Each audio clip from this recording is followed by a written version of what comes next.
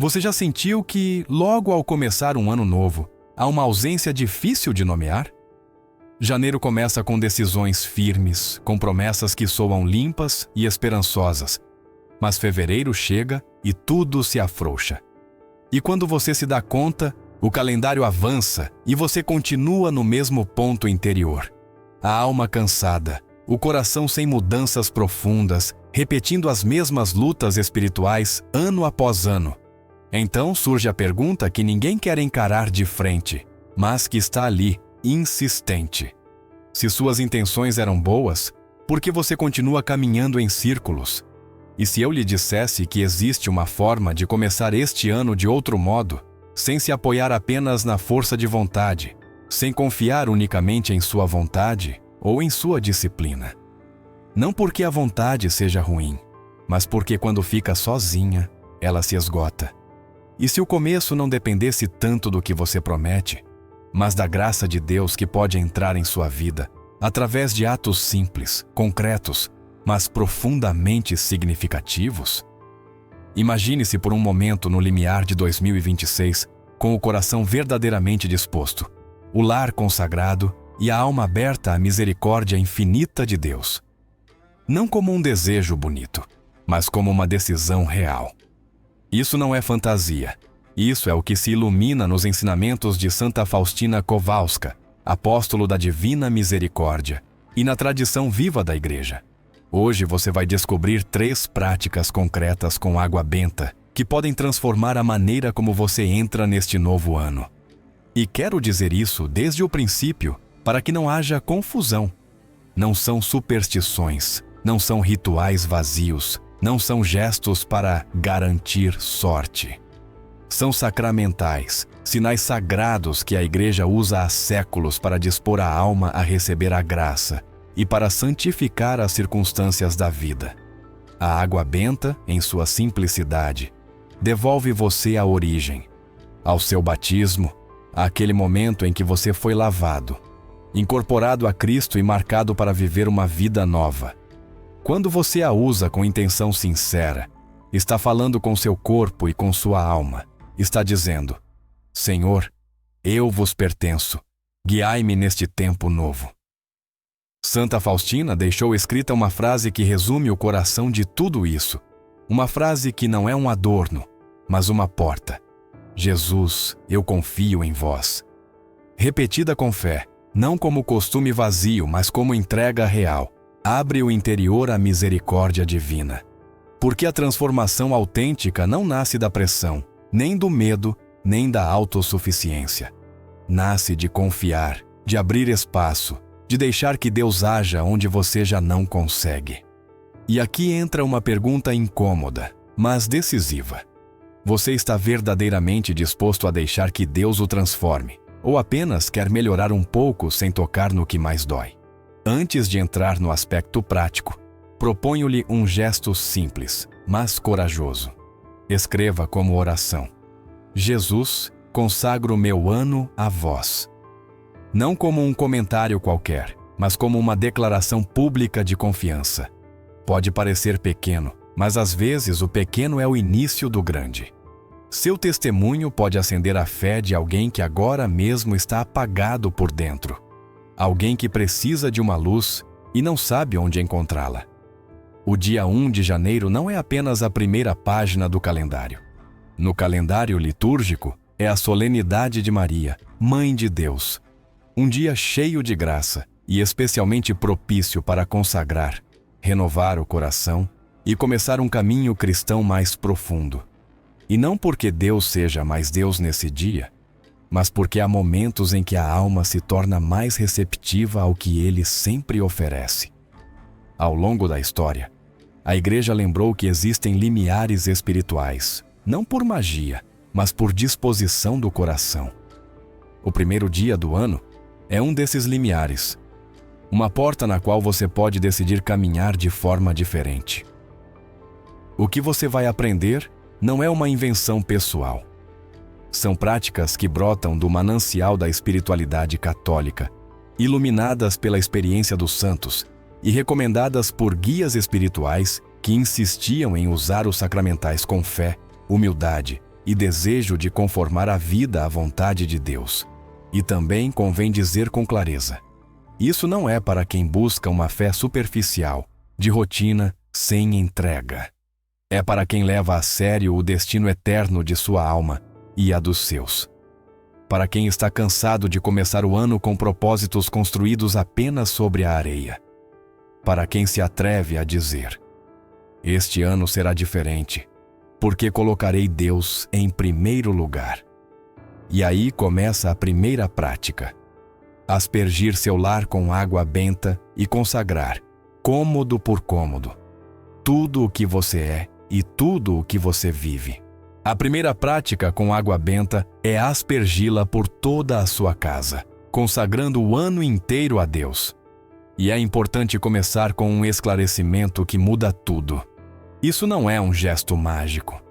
Você não está garantindo que nada de ruim aconteça, nem está fazendo um ritual para controlar o futuro. Você está usando um sacramental, um sinal visível de uma realidade invisível.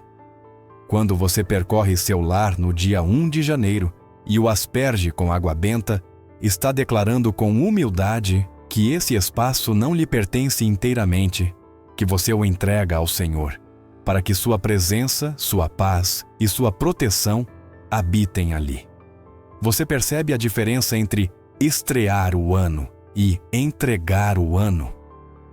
A Igreja ensina que os sacramentais são sinais sagrados instituídos por ela para nos preparar para receber o fruto dos sacramentos e para santificar as diversas circunstâncias da vida.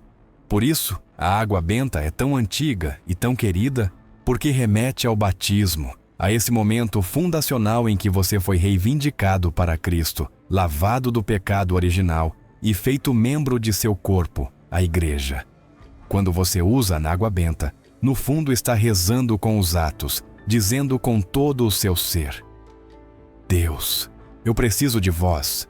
Eu não posso proteger este lar pela minha própria força.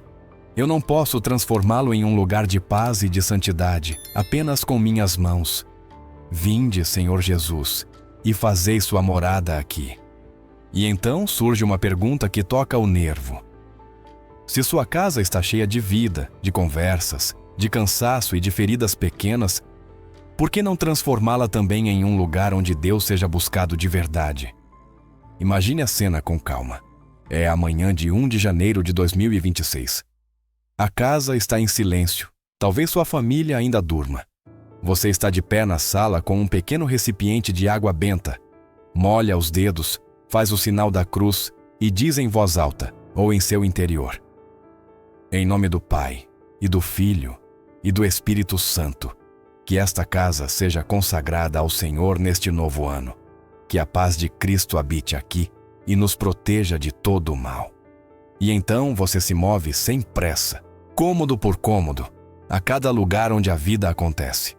Onde se compartilha até a comida, onde as crianças brincam, onde você descansa à noite. Com cada aspersão, como se estivesse tecendo uma rede de graça sobre o lar, você vai dizendo: este dormitório, Senhor, que seja lugar de descanso e de sonhos santos. Esta cozinha que seja lugar de alimento não só para o corpo, mas também para a alma. Esta sala que seja lugar de unidade, de perdão e de amor. Você pode sentir a força desse momento? Pode notar como não se parece em nada com virar a página e continuar igual? Santa Faustina compreendeu o valor da consagração. Em seu diário, expressa o desejo de oferecer tudo a Deus, de colocar sua vida inteira, alegrias e sofrimentos, trabalho e descanso, em suas mãos. Ela escreve que deseja ser completamente transformada na misericórdia e ser um reflexo vivo do Senhor. Isso é, no fundo, consagrar sua casa. Dizer: quero que este lugar reflita sua misericórdia, sua presença, seu amor.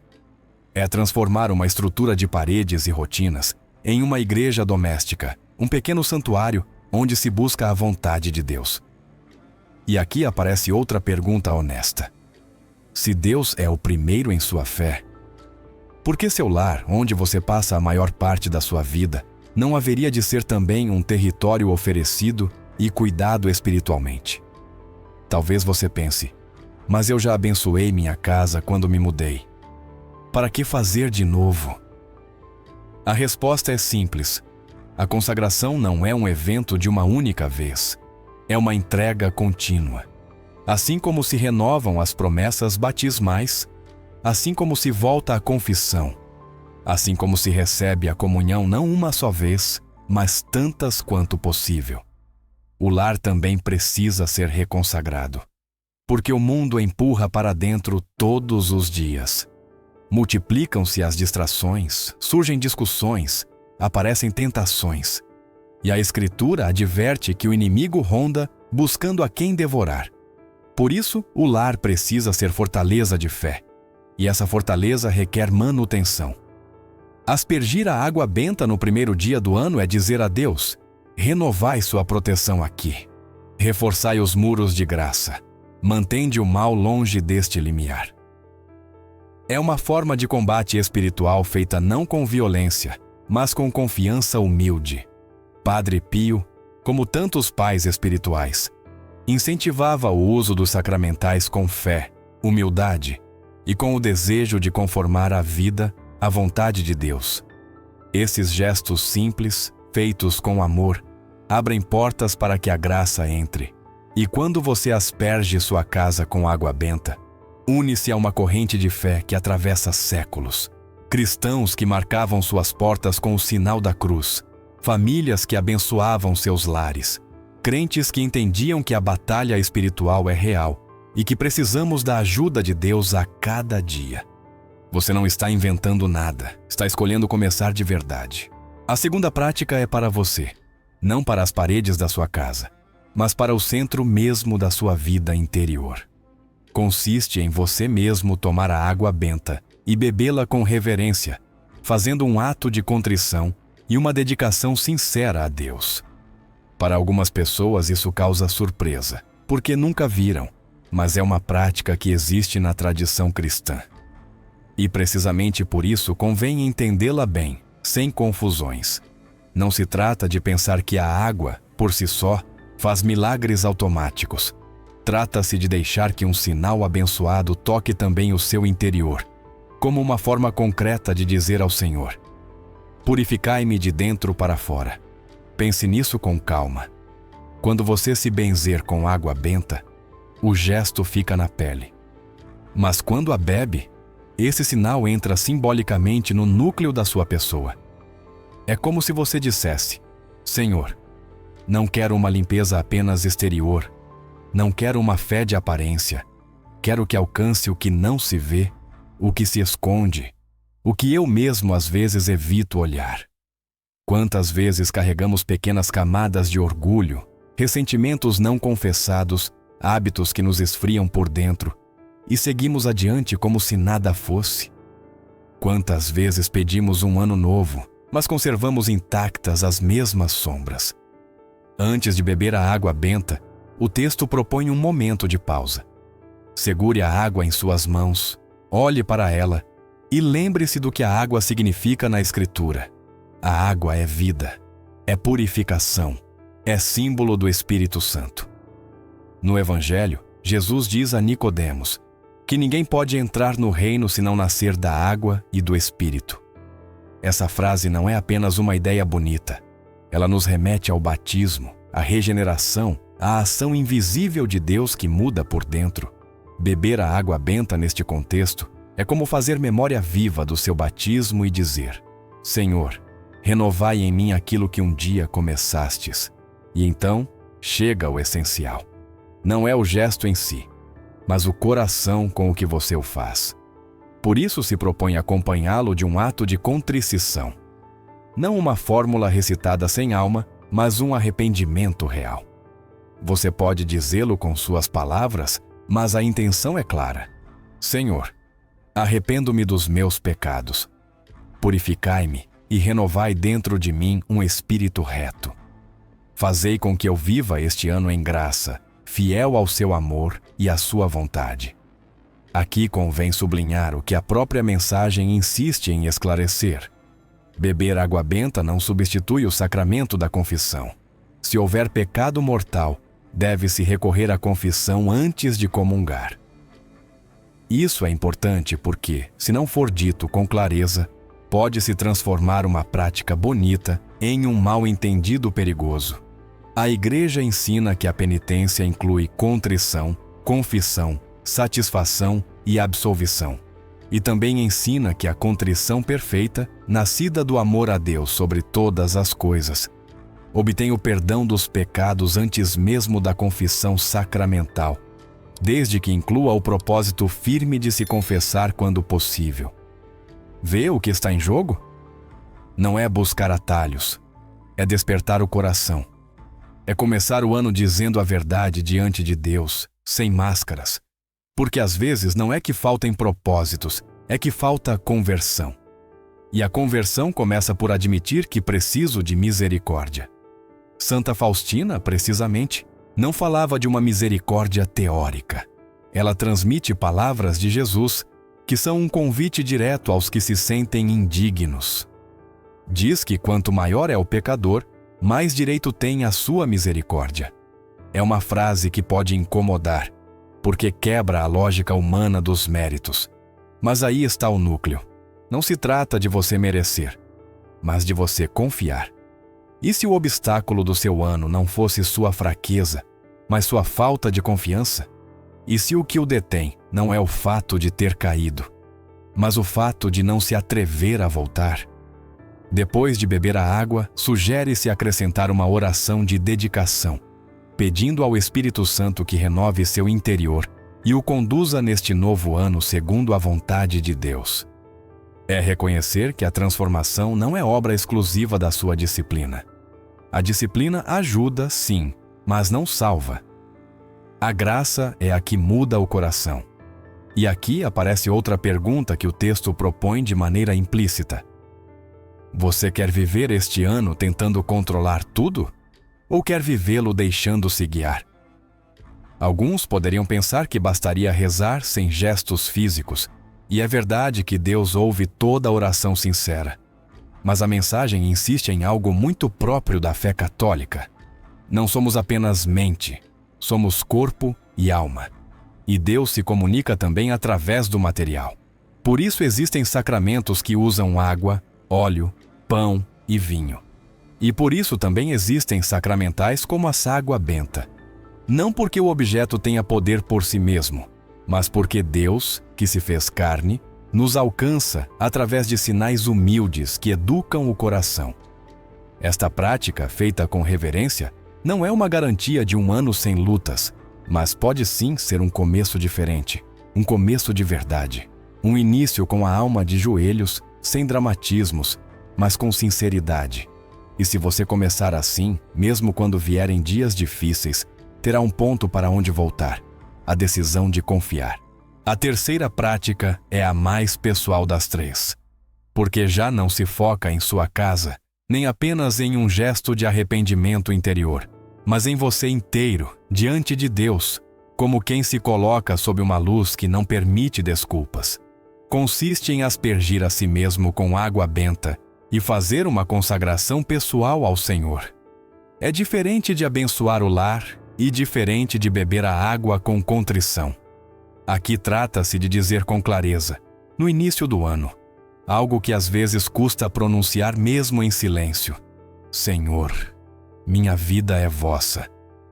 Esta prática resume uma ideia que atravessa na Escritura e a espiritualidade cristã. São Paulo expressa isso com força quando suplica que apresentemos nossos corpos como sacrifício vivo, santo e agradável a Deus, como culto espiritual.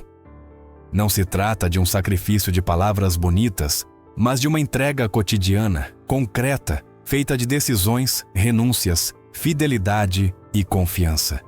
E por isso este gesto da água benta tem um peso especial. É como renovar o que já ocorreu em sua vida, mas de forma consciente. No batismo você foi marcado para Cristo. Na confirmação, você foi selado com o dom do Espírito Santo. Ao começar o ano, você mesmo escolhe dizer sim novamente, com um ato que toca o corpo e desperta a alma. A mensagem propõe fazê-lo de uma forma simples, sem teatralidade, mas com reverência. Coloque-se diante de um crucifixo ou de uma imagem sagrada. Tome a água benta, molhe os dedos e faça o sinal da cruz. Você pode aspergir-se suavemente e, enquanto o faz, rezar. Em nome do Pai, e do Filho, e do Espírito Santo. Que esta água benta me purifique, me fortaleça e me consagre a Deus neste novo ano. Senhor, guiai-me e fazei-me vosso servo fiel. O contato frio da água não é um detalhe menor. Lembra você, de maneira tangível, que pertence a outro, que sua vida não é apenas um projeto pessoal, que você foi comprado por um preço e que, por isso, sua liberdade encontra sua verdade quando se entrega. Aqui aparece uma pergunta que convém deixar aberta, porque não se responde com teoria, mas com vida. A quem pertencem realmente os seus dias? Não o que você diz em uma oração, mas o que você decide quando ninguém está vendo, o que escolhe quando tem medo, o que faz quando se sente cansado. A consagração não elimina a luta, mas ordena a batalha.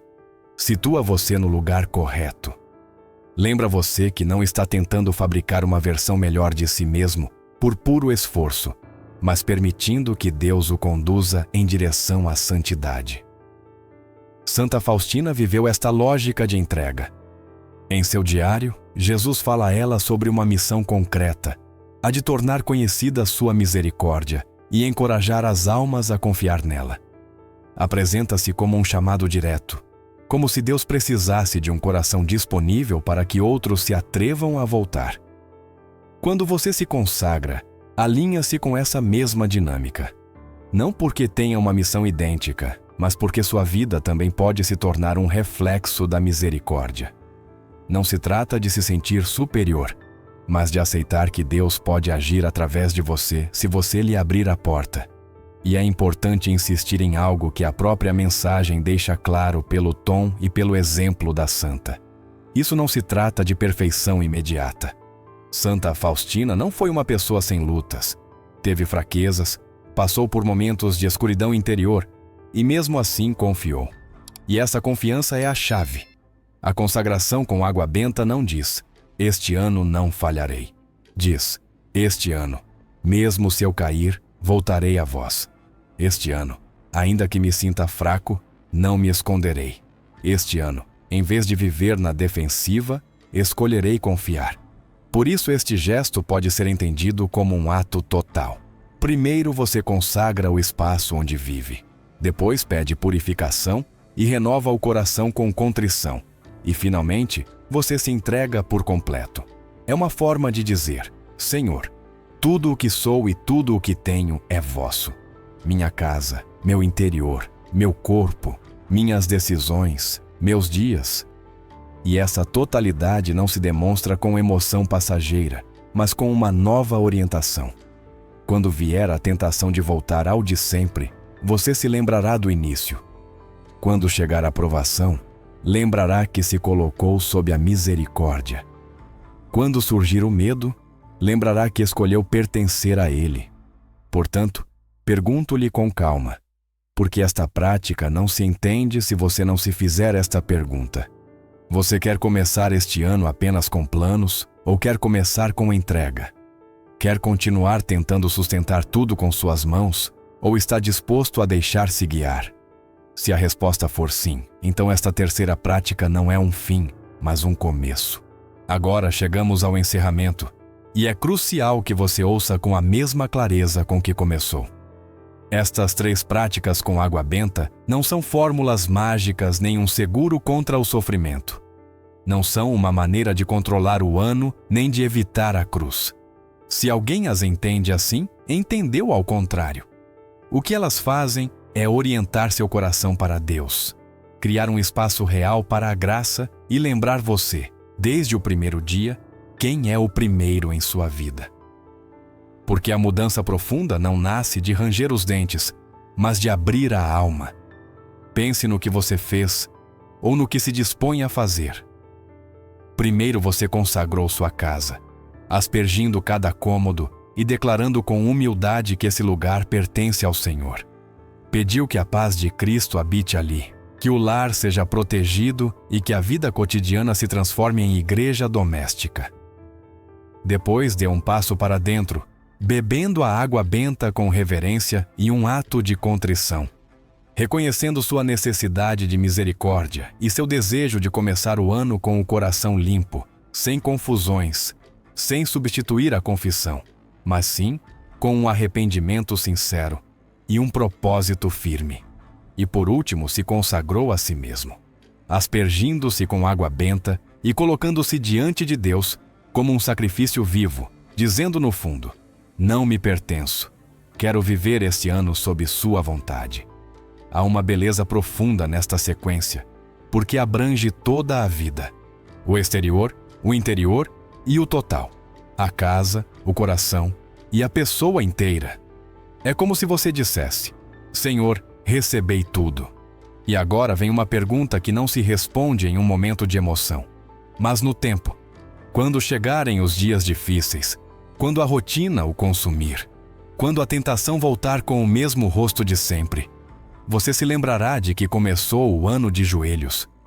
Lembrará que não se apoiou apenas em suas forças, mas que se colocou sob a misericórdia. Jesus não prometeu uma vida confortável. Ele mesmo disse que no mundo teríamos tribulações, mas também disse para termos confiança, porque Ele venceu o mundo. Isso significa que as provações não desaparecerão apenas porque você consagrou sua casa ou sua vida. Mas significa que, quando vierem, você não estará como antes. Terá um ponto de apoio. Terá memória espiritual. Lembrará que esse lar foi oferecido, que esse coração se abriu, que essa vida se entregou.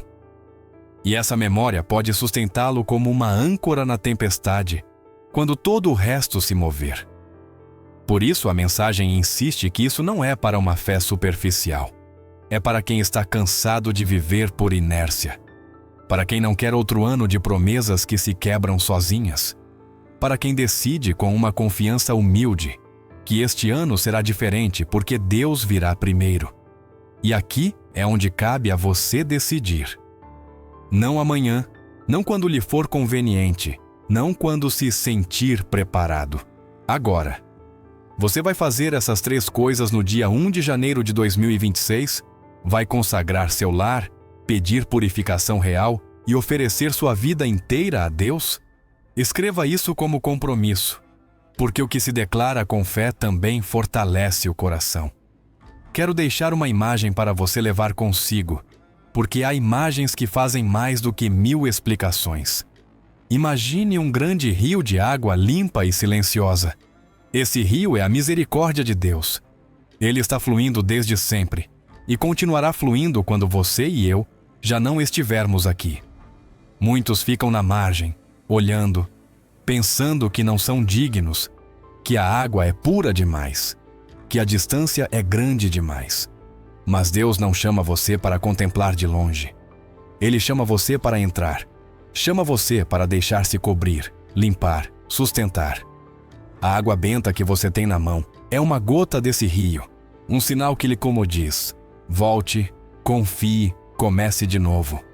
E antes de terminar, faça 3 coisas como resposta concreta. Se esta mensagem tocou você, apoie-a, não como um gesto vazio, mas como uma forma de ajudar para que ela chegue a outra pessoa que precisa. Mantenha-se atento a esses ensinamentos durante o ano, para continuar aprofundando, porque a vida espiritual não se constrói em um único dia. E compartilhe com alguém que você ama. Alguém que começa o ano com medo, com cansaço ou com perda de sentido. Às vezes, uma única palavra sobre a misericórdia pode ser o começo de um retorno. Agora terminemos como tudo começou, com confiança. Jesus, eu confio em vós. Senhor, consagro meu lar, meu coração e minha vida à sua misericórdia. Purificai-me, guiai-me e fazei de mim um reflexo vivo do seu amor. Que este ano seja marcado pela sua graça. Amém.